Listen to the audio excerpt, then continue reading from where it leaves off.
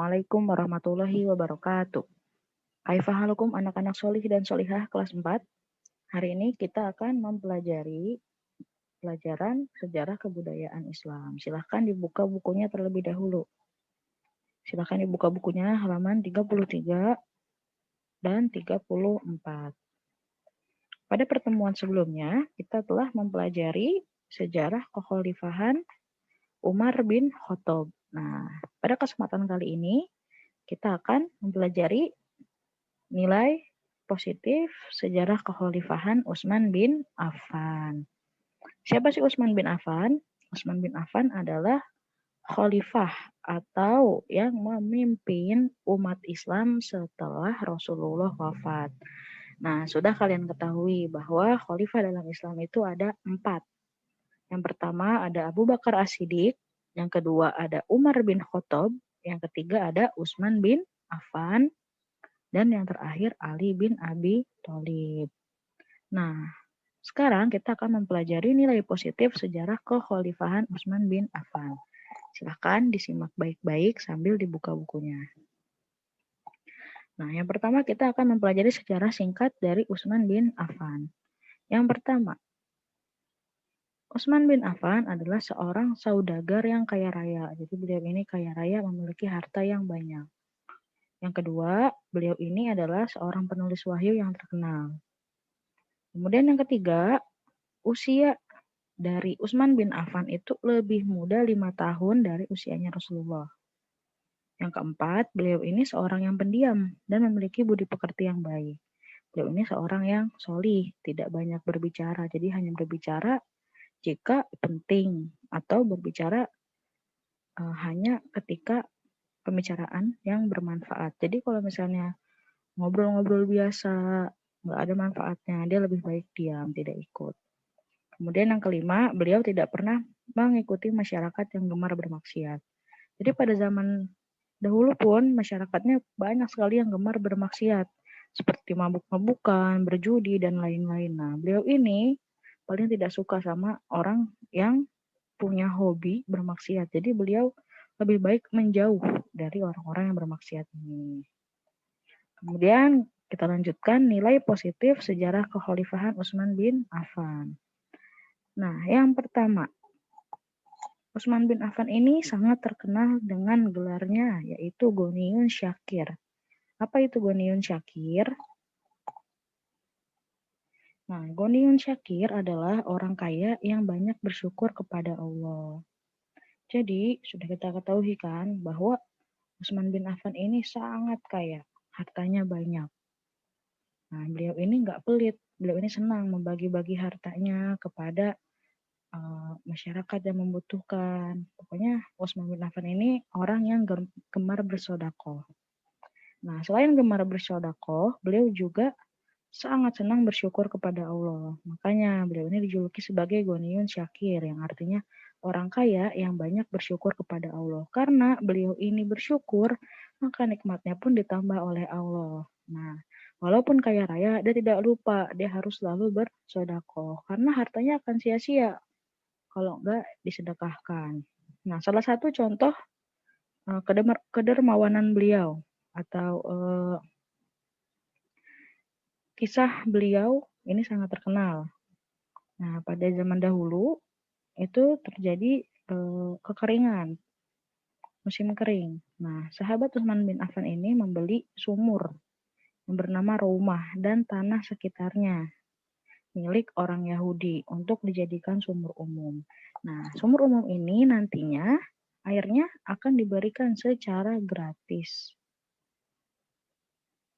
Nah, betapa dermawannya beliau pada musim kering. Beliau membeli sumur punya orang Yahudi dan airnya yang di dalam sumur ini pun diberikan kepada orang-orang Muslim. Nah, sampai saat ini sumur rumah ini masih ada. Nah, sekarang sumur rumah ini dikelola oleh pemerintah Arab Saudi. Nah, tanah sekitar sumur itu dibangun gedung-gedung tinggi. Nah, hasil dari pembangunan gedung tersebut dimasukkan ke dalam rekening negara atas nama Utsman bin Affan. Masya Allah. Tuh, coba kalian bayangin. Beliau sudah meninggal, Tetapi kebaikannya atau pahalanya masih mengalir sampai saat ini. Padahal beliau sudah meninggal lama. Tetapi karena baiknya beliau, sedekahnya beliau, sumur tersebut pun masih digunakan sampai saat ini dan uangnya pun dipakai untuk kepentingan negara. Wah, berarti pahalanya sangat banyak ya. Walaupun sudah meninggal masih mengalir pahalanya. Nah, ini bisa dipelajari buat kalian juga. Kalau punya harta lebih silahkan disedekahkan. Biar bermanfaat hartanya. Kemudian yang kedua, beliau juga memberikan sumbangan sebanyak 1.000 dinar untuk persiapan perang Tabuk. Nah, Abdullah bin Samurah radhiyallahu anhu mengungkapkan, Utsman bin Affan datang menemui Rasulullah dengan membawa uang sebanyak 1.000 dinar yang dibungkus dengan pakaiannya.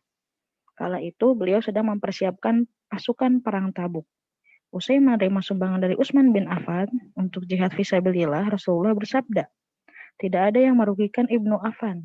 Maksud Ibnu Affan di sini adalah Utsman. Atas apa yang dilakukannya hari ini. Beliau mengucapi perkataan tersebut beberapa kali. Hadis riwayat Ahmad dan Tirmizi. Jadi walaupun beliau memberikan sumbangan yang banyak sebanyak 1.000 dinar, itu tidak mengurangi hartanya sama sekali. Wah. Kemudian yang ketiga, mendapatkan gelar Zunnurain karena menikah dengan 2 putri Rasulullah.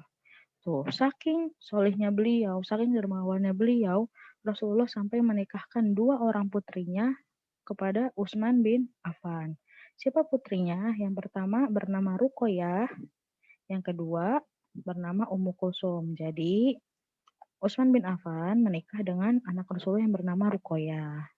Namun Ruqayyahnya meninggal lebih dulu. Nah, setelah Ruqayyah meninggal, Rasulullah menikahkan lagi anak perempuannya yaitu Ummu Kulsum dengan Utsman bin Affan. Maka dari itu, Utsman bin Affan ini digelari sebagai Zun Nurain. Nah, ini karena kebaikannya beliau. Jadi beliau ini, Utsman bin Affan, walaupun kaya raya, Utsman ini nggak pernah menjaga jarak dengan masyarakat fakir miskin. Dia selalu bergabung sama masyarakat fakir miskin. Jadi berteman dengan siapapun. Nggak cuma sama orang kaya, sama orang fakir miskin pun beliau senang berteman. Kemudian beliau juga ikut berperang atau jihad fi sabilillah, memerangi orang-orang musyrikin, orang-orang kafir. Nah, karena kebaikannya itulah, makanya Rasulullah menikahkan 2 orang putrinya kepada Zun Nurain. Kepada Utsman bin Affan dan dijuluki sebagai Zun Nurain. Nah, program kerja beliau selama menjadi khalifah, selama memimpin umat Islam. Yang pertama, mengganti gubernur-gubernur yang ingin memisahkan diri setelah Khalifah Umar wafat. Nah, kalian sudah mempelajari pada pelajaran sebelumnya, kan sudah terkenal Umar bin Khattab ini adalah seseorang yang tegas dan banyak ditakuti. Nah, setelah Khalifah Umar wafat ini, banyak gubernur-gubernur ini mereka mau memisahkan diri dari pemerintahannya Utsman bin Affan karena mereka hanya takut kepada Umar. Kalau mereka takutnya kepada Allah, siapapun khalifahnya, mereka akan taat. Tapi mereka hanya takut kepada Umar. Makanya setelah Umar wafat, mereka berani. Mereka mulai memberontak. Kemudian program kerja selanjutnya adalah memperbanyak Al-Quran yang sudah dibukukan menjadi 5 buah. Jadi Al-Quran sudah dibukukan dan Al-Quran tersebut dikirim ke Syam, ke Yaman, ke Bahrain, ke Basrah, dan Kufah. Nah, Al-Quran yang diperbanyak yang sesuai aslinya itu terkenal dengan nama Mushaf Utsmani. Makanya ini kita juga terkenal nih, kita juga pasti ada yang punya, namanya Mushaf Utsmani. Mushaf Utsmani itu mushaf yang diperbanyak, atau bahasa kita apa ya, kayak di fotokopi diperbanyak. Nah, diperbanyak tetapi sesuai dengan yang dibukukan oleh Utsman bin Affan, maka disebutnya Mushaf Utsmani. Kemudian yang terakhir, kita bahas tentang wafatnya Khalifah Utsman bin Affan. Nah, Khalifah Utsman bin Affan ini wafat pada usia 82 tahun. Beliau memerintah atau menjadi khalifah memimpin umat Islam itu selama 12 tahun. Beliau meninggal itu karena dibunuh oleh para pemberontak.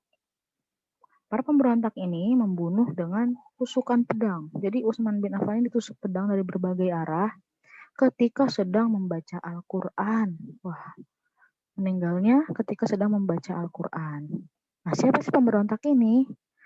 Para pemberontak ini adalah mereka yang mudah mengkafirkan kaum muslimin yang berbeda pandangan dengan mereka. Misalkan mereka ini maunya seperti ini, seperti A, tapi Khalifah Utsman itu berpikiran lebih baik kalau kita menjalankan B.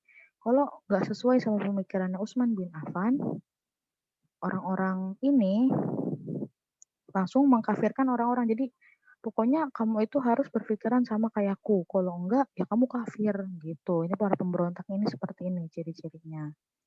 Nah, para pemberontak ini masuk ke ibu kota kira-kira 6.000 orang jumlahnya. Nah, 6.000 orang ini banyak macamnya. Ada orang-orang yang baru masuk Islam, ada dari orang-orang Arab pegunungan, dan ada orang-orang munafik. Jadi mereka pura-pura masuk Islam, padahal mereka Yahudi. Kenapa mereka pura-pura masuk Islam? Karena mereka takut dengan Umar. Makanya, kan kalau sama Umar, kaum-kaum Yahudi, mereka diperangi. Nah, mereka karena takut, akhirnya mereka masuk Islam. Tapi masuk Islamnya itu hanya karena takut dengan Umar. Makanya pas Umar meninggal, mereka balik lagi jadi orang Yahudi lagi. Nah, para pemberontak ini dipimpin oleh seorang Yahudi yang juga pura-pura masuk Islam. Namanya Ibnu Saba. Nah, cukup sampai di sini sejarah singkat Khalifah Umar bin sejarah singkat Utsman bin Khattab. Bagi yang belum paham, bisa langsung tanya ke Bu Guru atau Pak Guru ya. Ibu cukupkan. Assalamualaikum warahmatullahi wabarakatuh.